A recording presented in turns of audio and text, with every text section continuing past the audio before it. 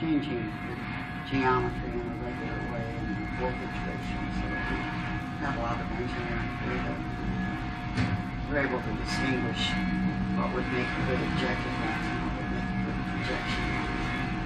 We managed to get the correct, to get permission to put them together so that we could test everything better.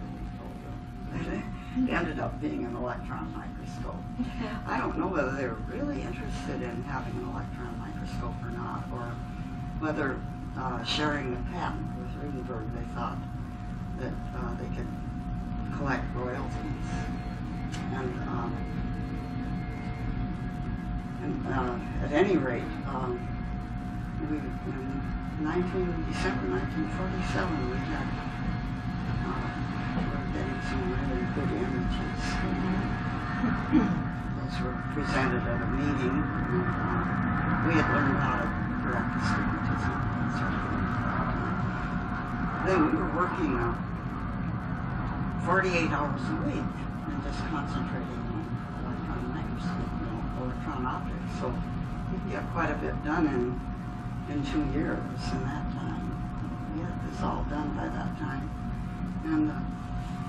And then they somehow, there was some difficulty with technology transfer. Ferrand wanted a microscope that looked like a TV set that you could look at like this in a horizontal column, pretty much, which is a mistake to have a horizontal column. And anyway, the way they did the microscope, it never worked. So that was a disappointment. So these early pictures that you took and showed at the meetings were taken on the horizontal model? No, on the vertical. On the vertical model. And there's a picture on the cover of Journal of Applied Physics for January 1949. That's one of the pictures that we showed at that meeting. So it was really going along pretty well. It sounds like it. Yeah. If we go back earlier, I was talking to John Watson yesterday about the development of the first scopes in Canada, and he said the design for that original scope was put together over the Christmas break 1937, and they took their first picture, I believe, in April of 1938. Yeah. So were you working on microscopes? Not at that time. At that time, 10 years earlier than these pictures are coming. Right. And we didn't get into it till the beginning of 1945. Just at the time of the war. Yeah, right. And they had some people, a couple of young fellows, working on it, but they had to put them on defense work in order to, as an alternative to being drafted, because the war with Japan was still going on at the time. Yeah. And that opened up the window for you to do that work. Yeah, my husband's eyesight was too poor to get into to be drafted. And one advantage of being a woman, you didn't have to worry about it, right? That's right, that's right. So occasionally, every once in a while, it's an advantage. If I could go back really early and ask you what influences led you to go into science? Was there someone strong who motivated you, or a role model, or just your own interest? I was good at math and science in high school, but people didn't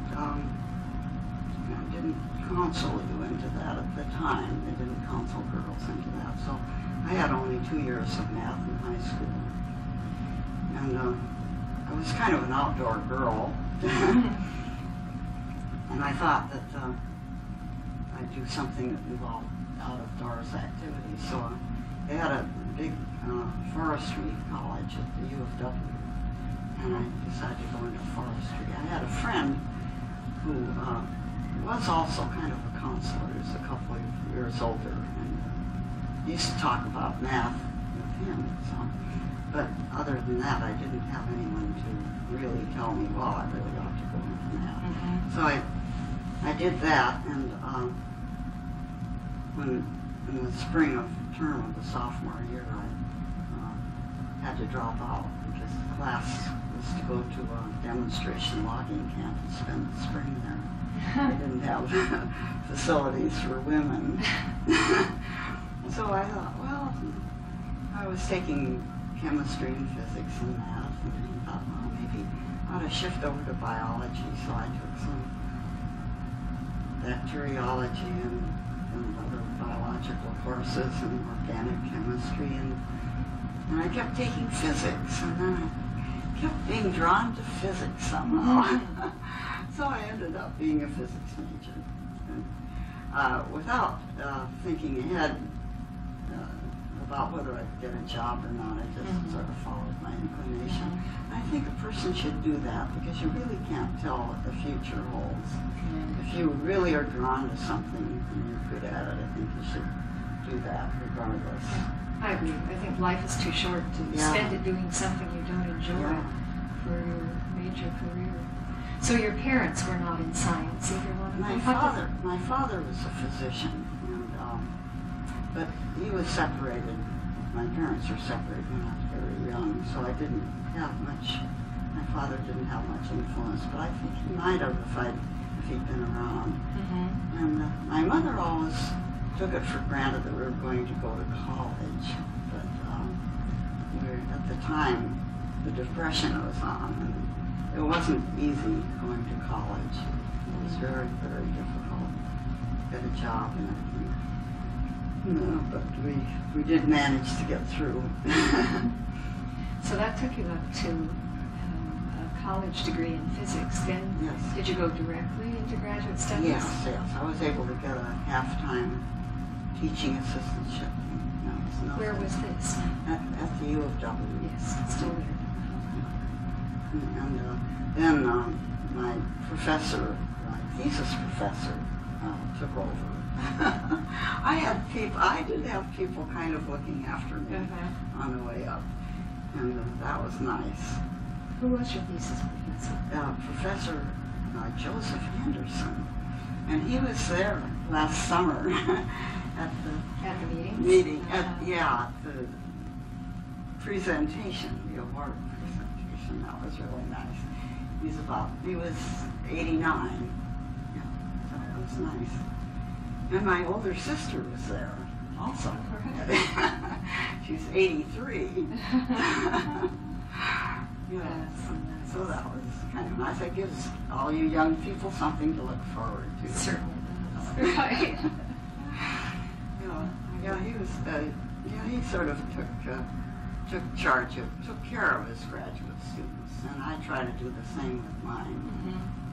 It's because they can use someone to kind of look after them, see that everything's going okay.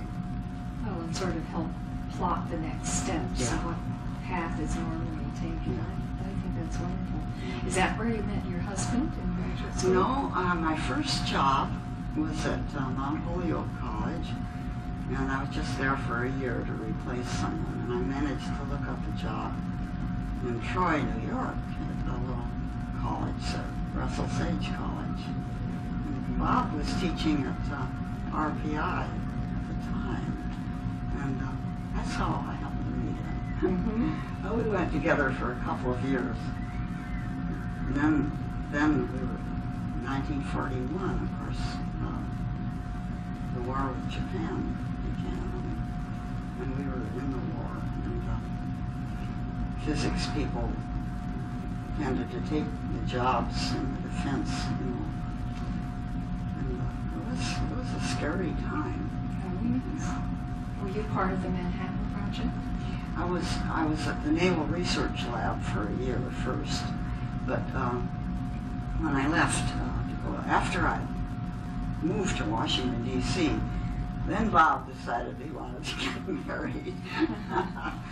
So we got married. We spent the first year apart, but I came back because, it was just better to be together than to be that far apart. So, and then after that, we got hired on at the Manhattan Project. But I didn't. Those had to be exciting years too. I would guess the science. Kind of, except that it was terrible shock when they did drop the bomb. But we had left before that. Did you have any knowledge that that's what was being developed? A mega weapon? Well, not before we went there. It was very closely guarded. Yes, but after you were there. Yeah, after we were there, we knew it was a diffusion process for separating uranium hexafluoride, the gas, by the diffusion process, the uranium-235 from uranium-238. That was the process they were using. And all I was doing was working as a leak checker with helium leak detectors to make sure there were no leaks in the pipes. And in the separation part of the... In the separation part of the... Yeah, the things that were being built for the separation process. And, and then we were hired at Ferrand's. At which point here did the children come along? Well, I was at, first one was, before we went to the Manhattan Project. The second one was born when I was just about ready to leave the Manhattan Project. And if I'd realized, I would have brought a picture of a Christmas card we had made at Ferrand's showing the caricature of a microscope. So simple a child can operate it. Remember, it was one of our children up on a stool with a knob drawing, and another one operating some knobs at the bottom of this drawing. Microscope with 2 and 1 years old respectively. So they were close. Yeah, these are the first ones. How did you manage that? Well, it was hard. That's the hardest part Yes. of having a career and having children. It was harder then because you weren't even able to deduct the cost of child care from your income for income tax purposes, because they said, well, that was a luxury. Didn't matter whether you're working or not. That was a luxury. You weren't supposed to have child care. That's weird. Practically un-American. Yeah, oh yeah. So you were able to find persons, though, to care for your children that you felt comfortable It was a little better during the wartime because there were people that if you had more than a certain income, you had to find someone outside those. And we were lucky to find somebody. We dropped the children off in the morning and took them up at night, sort of thing. But it wasn't easy.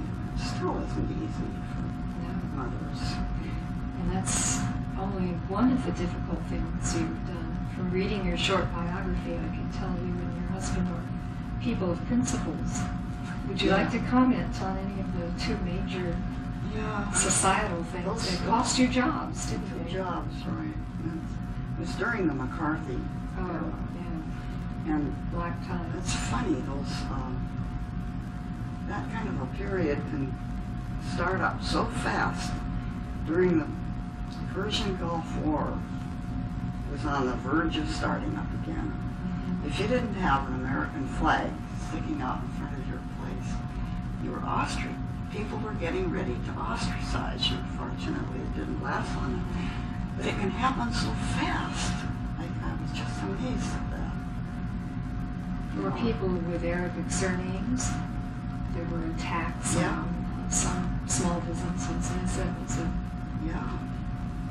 I think people ought to remember the McCarthy era and some of the earlier eras when labor unions were starting. And the Sacco and Vanzetti case. In the McCarthy era, of course, it was first the Rosenbergs. We never felt we were guilty at all. We felt they were scapegoats. They were liberals. They were socialists. You could be a socialist and still be a patriotic American. Yes. And we felt that. So you spoke out on... We spoke out against that. And my husband especially, and he got can from Antioch. I was just there as sort of a replacement, so I wasn't on regular faculty. And a friend of ours wanted us to come to Fisk, so we did, and that was interesting because we had a chance to really get acquainted with people, black students and so on. Faculty was about 50% white, and they had a bigoted white board of trustees, a black president. And anyway, this man that we knew had put his daughter in the local school, which was black. And at that time, the schools were probably segregated. They were segregated, and so he got in trouble for that. And they called him before the House Un-American Activities Committee in connection with something in a state where he'd never even been. But just being called was enough for them to fire him. And we tried to support him. And our contracts weren't renewed either. But each move was kind of for the good, because then we moved out west, and it was really a lot better situation for me. Well, it can be very scary to be thrown off of your job. People knew then that you were available, I guess. Perhaps it was advertising in the newspapers. I don't know. How did you go about it in each instance? Just sent out lots of letters. Lots of letters. But with a young family, it has to be. Yeah, it wasn't worrisome. It was pretty bad. Yeah. So then you went to Oregon.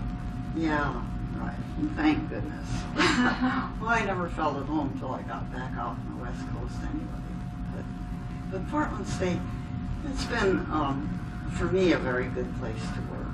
It's true that it's been kind of a little second-class citizen in Oregon, but the students there are nice. They're older on the whole because they live at home and they can't afford to go away to school, and they want to get something for their money when they get an education. So you do a lot of teaching. I did a lot of teaching, right. And the teaching loads were large, higher. But I managed to keep up some research along the side, and Tektronix invited me to become a consultant there I was there for about 10 years, sort of a part-time employee, actually. So they started... Full-time teacher, full-time mother. Yeah.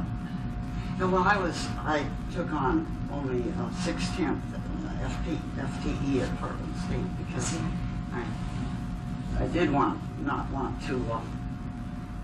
I couldn't manage the family and the job any more than that. So, and you wanted to enjoy them. Yeah, I wanted to enjoy them.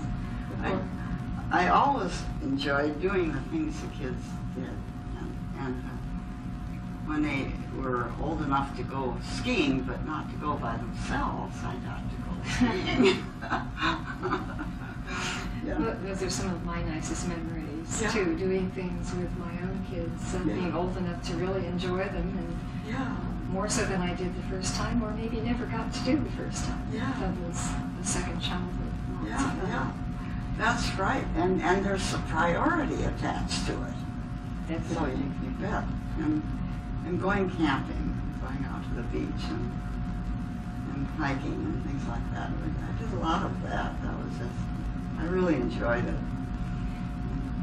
Did any of them choose to go into science? Well, my older son isn't exactly in science. He went into accounting and things like that, though he did get a master's degree in environmental studies at Evergreen State College in Washington. He works in Washington.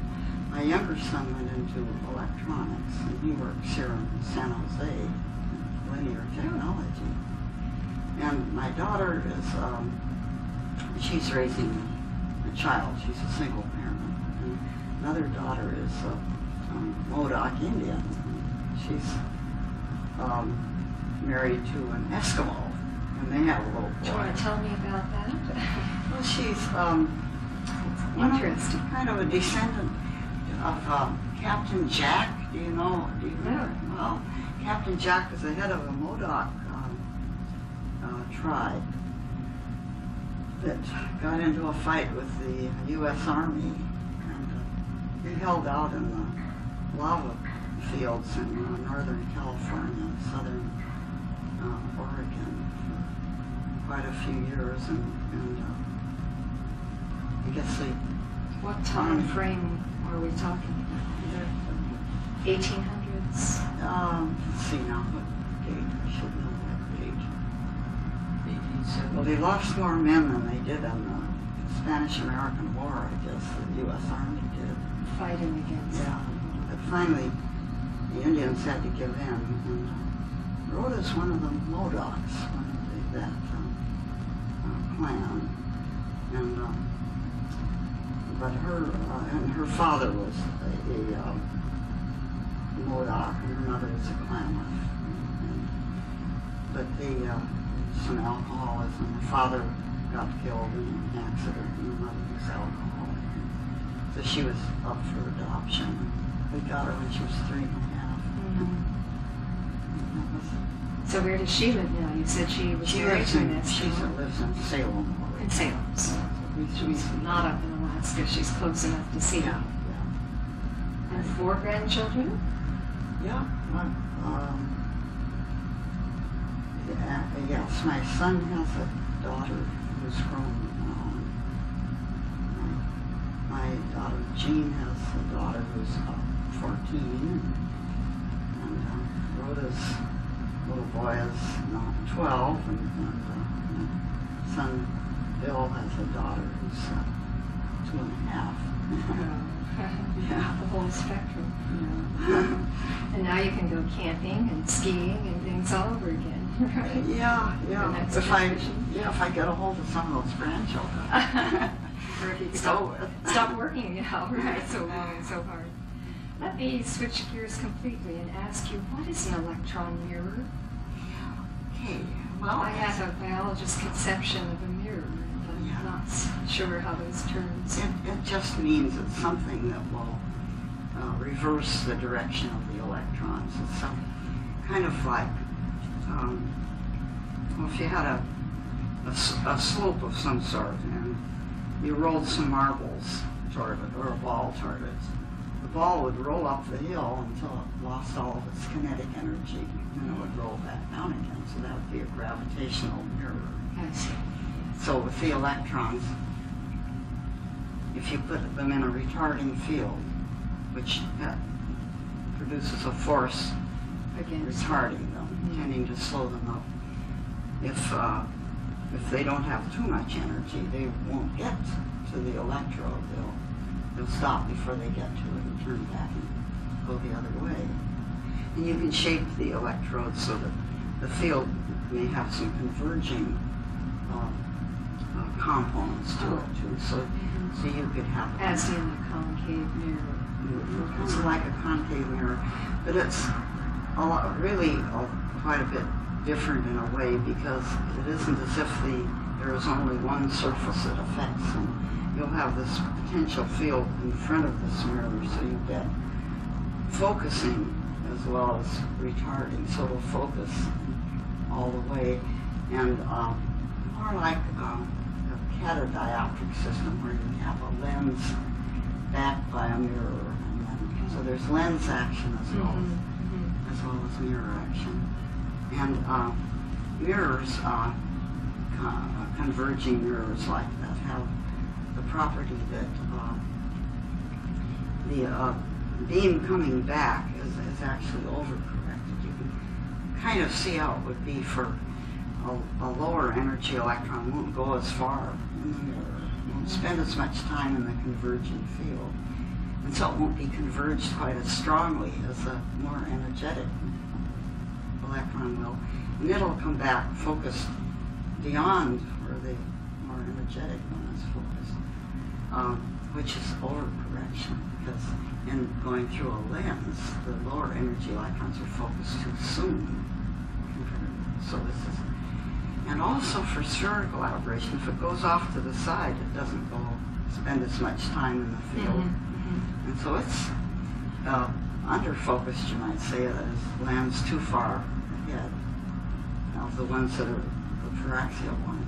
So you have So those problems have been solved in light optics, but are still being worked on. Yeah, they've been solved in a different way in light optics, because you have surfaces that you can shape where the refraction occurs, and it doesn't occur anyplace else, but in a potential field that occurs through the whole field, and you can't do it in the same way. You have to do it in another way. So that's a way of correcting spherical aberration and chromatic aberration. What would happen if your incident beam of electrons was more coherent? For instance, now that there's a free electron laser, if you were to put in a more organized bunch of electrons, would that? They'd still, of course, it would help to have, them all with one energy. Then you wouldn't have to worry about the chromatic aberration. But after you've gone through a specimen, you're not going to have that. And the only mirrors work beautifully. There's no problem. It's just that you need to use them so the beams are on axis, so you don't have other aberrations coming in. But then you have to get the illuminating or the incident beam out of the way of the return beam. Yes. And that's where the problem comes in. And we're doing that. You always have deflection aberrations.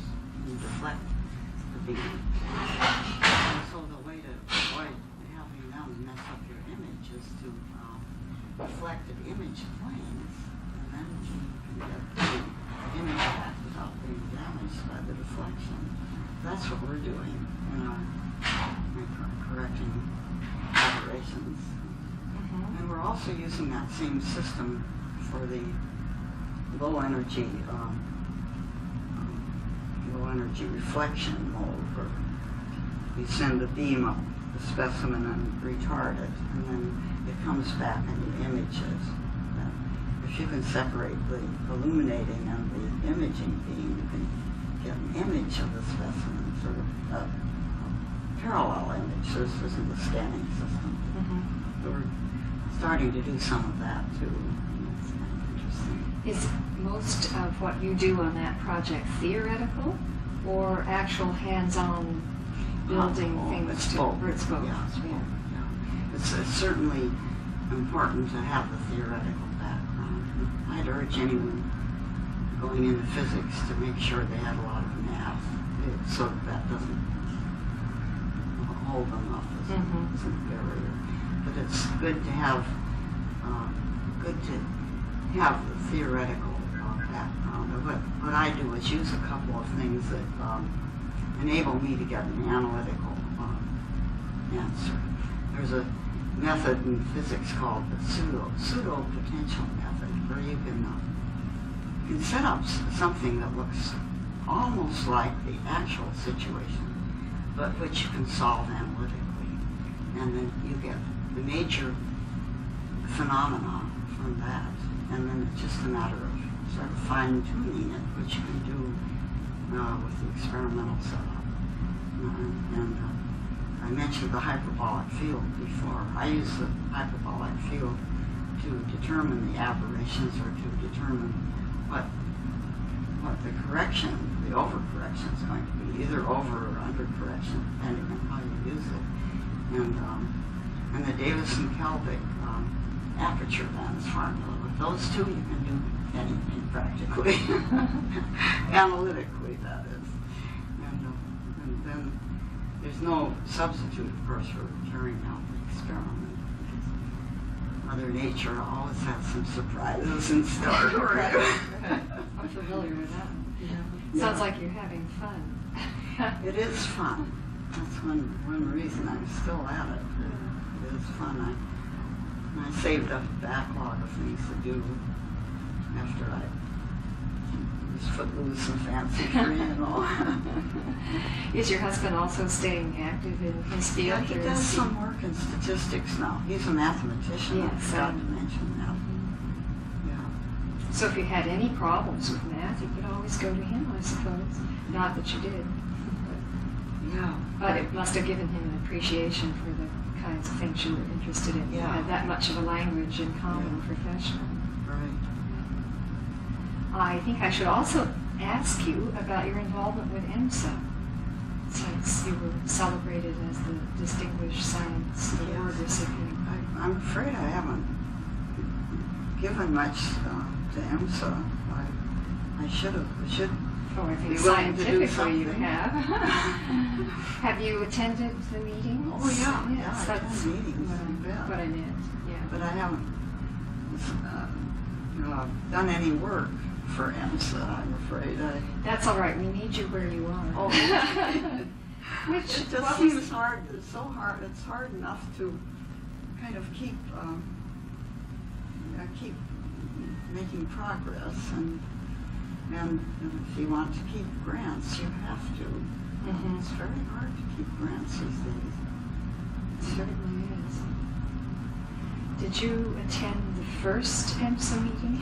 Oh, actually no, but I did attend. Let's see, which was the first one we attended. I know I attended the 1947 one, but I think Well, I've seen 1946 one. was the one. Okay. I've seen in one article 1944 and in another one an organizational meeting in 1942, which must be the date they're using, since in 1992 they're calling it the 50th Yes, anniversary. yes, it wasn't in that in 42, and I wouldn't have been until 46, I think. Mhm. Yeah. That must have been exciting. Oh, it was. All those early all meetings. new. Mhm. Everything was new. It was really exciting. I remember when Lapolla brought out his electron diffraction, the method of doing electron diffraction, selected area electron diffraction. It was really neat. And, it's just, yeah, it's been, and it was a very glamorous field at the time. Still kind of glamorous, I think. Mhm. Because it was a brand new area and at the forefront of science. I got that feeling from talking to John Watson yesterday, because I had considered him on the physical sciences side of the fence, and others had told me, no, he's really a biologist.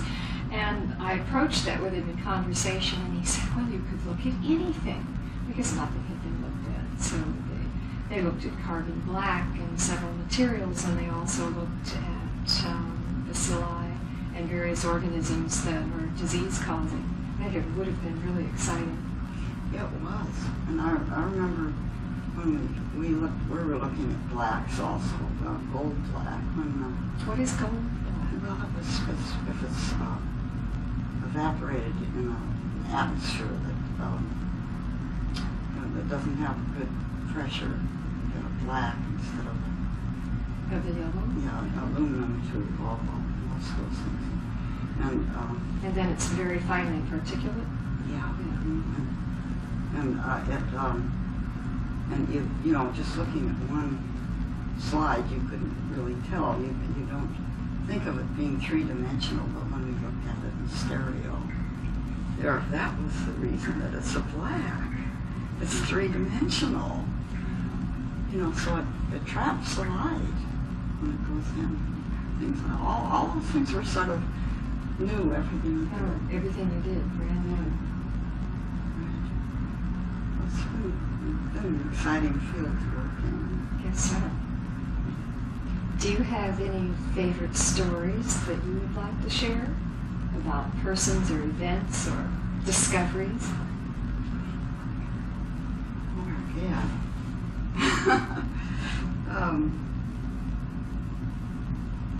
in microscopy. Oh, in anything. Yeah. Life also counts. Yeah. Well, I don't have anything especially, except that I think probably the way I grew up had something to do with my personality. My mother was sort of young, and there were four of us kids. We lived out in the country and without electric lights or indoor plumbing or anything. Mm-hmm. We just I don't remember us that we ever quarreled, and that was kind of nice. And we had lots of outdoor things to do with my brother, and I used to make dams in the streams, and I learned to swim in one of those ponds. But kind of took charge of getting things done ourselves, I think maybe. This was in Washington State? Yeah, south of Seattle. A lot of independence. Yeah, sort of, yeah. And taking responsibility for what you do. And also actually being willing to try things, to try out things. I think that's important.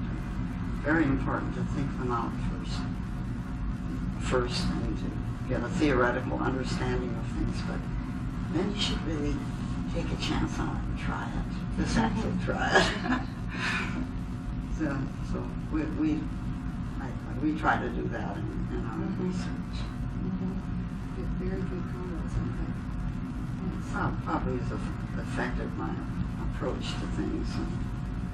And as a child, there wasn't too much distinction between boys and girls in our family, so I may have gotten some confidence there.